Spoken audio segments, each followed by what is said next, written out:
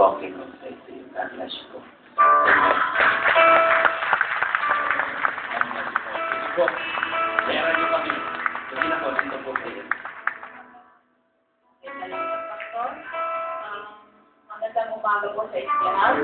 Sisikapin kong mag-Tagalog, although ang aking preparasyon ay talagang sa inyo. This is my first time to be here. Kanina may mga nagtaas na kamay sa Ellen Malate Church. So, ito po yung aming simbahang mag-asawa. Gusto ko magsimula. Meron po ang inyanda sa inyo na presentasyon na it will sum up the story of my life. So, panoorin po natin. Sandali. At sana let's try to reflect at kuminunin natin ang mensahe na ibinigay ng Panginoon sa pamamagitan ng PowerPoint presentation. Wala na daw pong sound, pero we will just read. Okay? Okay. Okay. It's about finding the beauty in the logic. Gusto niyo bang bababa na lang ako? Okay na? Okay, next please. Okay, so it's God, our Jesus, the human God, who said, "My dear one, these deep difficulties and struggles of daily life are breaking you. But the more pieces I have to work with you, the more I can do with you. The more you are broken in my hands, the more useful you become to me." Habang tayo daw po ay binibigyan ng matinding pagsubok at nagkakayurak-yurak ang ating mga puso at damdamin, ay lalo tayong ginagamit ng Panginoon. And so continues the process of breaking and strengthening in greater usefulness. I am breaking you so that I might use you much, much, much, much, much, much more. I am creating a collage of your life, a collage from the broken pieces of the difficulties you face, the battles you encounter, even the mistakes you make.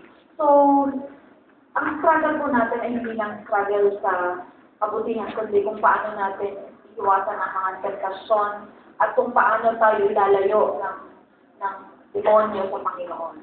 The more breakings I allow you to go through, the more material I have to work in my design for you. So, hindi ba sabi natin, God is our Father, we are just a clay. So, kung paano tayo sinishape at hinuhubog ng Panginoon. Okay. The collage is not meant to be just a pretty picture for people to look at or a pretty design for people to admire, but it's meant to be held to the window of life. So, kung mas marami daw kung pagsubok, mas maraming brokenness, collage po yan. So parang isa cathedral window, mas madali daw po mag-penetrate ang ilaw, mas madaling pumasok ang liwanag.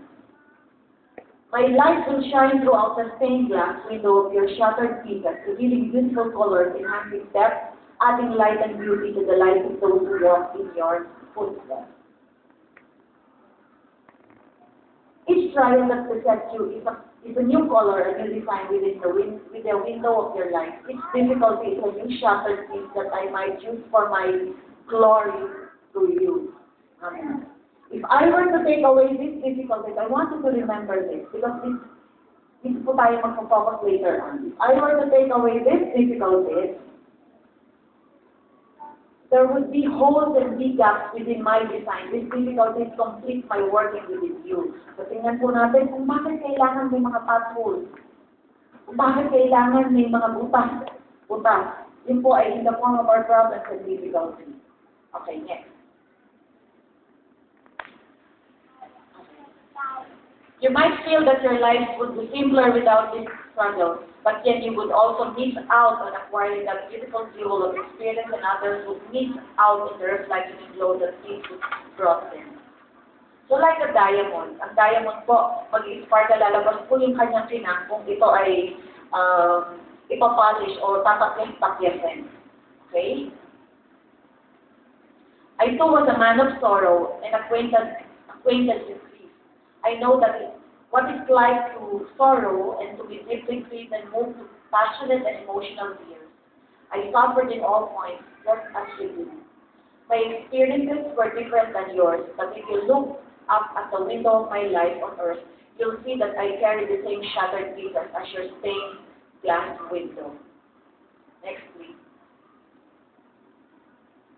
There are many shattered pieces of my heart experiences of difficulties, of trials, of sufferings, of temptations, of sorrows, and tears which my Father transformed within his hands into a marvelous and breathtaking display of hope, courage, faith, and acts of life. This is the human God speaking to our God, our Father.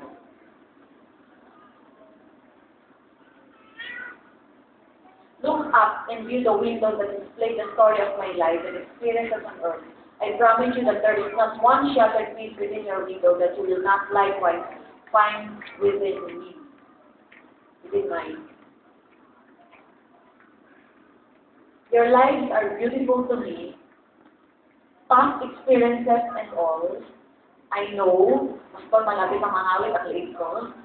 The glass feels sharp to your hand, and the shattered pieces peer at your heart, but give them to me, and I will place them into proper perspective for you. I will frame them within the perfect will for you. Life and there, they will no longer hurt you. So it's God who will put away the shattered pieces in our life. Once these pieces are in my hands, and once you learn to look at them in the way I see them, then you can be free from the pain you initially felt as you experience the beautiful wonder that this new colored gem adds to your life. Okay, next. Look up. In looking up, you will see things the way I see them. You will see my light shining through your life, transforming any difficulty or ultimately the vision of beauty and perfection. And let the window of my life be encouragement to you to beautiful. Okay, ibig sabihin mo dito, lahat daw po tayo in our life, we have experienced brokenness. Naging broke, ibig sabihin, sa pagiging tao natin, napakadami natin suliranin at kahirapan na pinagdaanan. Iba-ibang klase po yan. You know, in my more than 40 years of experience, in my existence in this earth, I experienced tremendous brokenness in terms of losing loved ones, health problems, financial difficulties, and all. Lahat po yan napagdaanan na natin. Now, yung pong lahat ng yan, sabi niya nga, the more you know God, the more testing you will encounter. Habang nakikilala mo ang Panginoon, ay lalo kang binibigyan ng matitindi pagsubok. You know, I came to know God when I was only 11 years old. 11 po. Kagagraduate ko lang sa elementary. You know, when I lost my parents, namatay po yung nanay ko. My mom died when I was just 11 years old. And soon after, my father died too. When you were young, and you lost your parents, this is, for me, is the most difficult thing. Napakahirap po kasi you felt alone. I was left with a sister who is also physically disabled. My sister had, napoli po siya ng maliit, so, nakakalakad siya pero nahihirapan po siyang magamit ang kanyang dalawang kamay. You know, when you were young, and you had no parents, alam niyo po, ayaw na ayaw niyo ng Pasko at ayaw na ayaw niyo rin ng birthday. You will hate birthdays and Christmas. You know why? Because birthdays and Christmases are reminders of what you do not have in life. Doon mo marirealize na wala kang magulang. Kasi nakikita mo yung mga pinsan mo, nandiyan yung mga nanay at tatay nila, ikaw nag-iisa ka lang. But you know, God is so good. Because on a Christmas Eve, I was alone in my room. Kung may kukwento ko sa inyo, yung bahay po namin sa Bulacan, katabi niya simbahan ng isang Methodista. It was Christmas Eve. And there was a service near our house. I was alone in my room and I was crying because I remember the time during Christmas Eve. Yung nanay ko po sa home,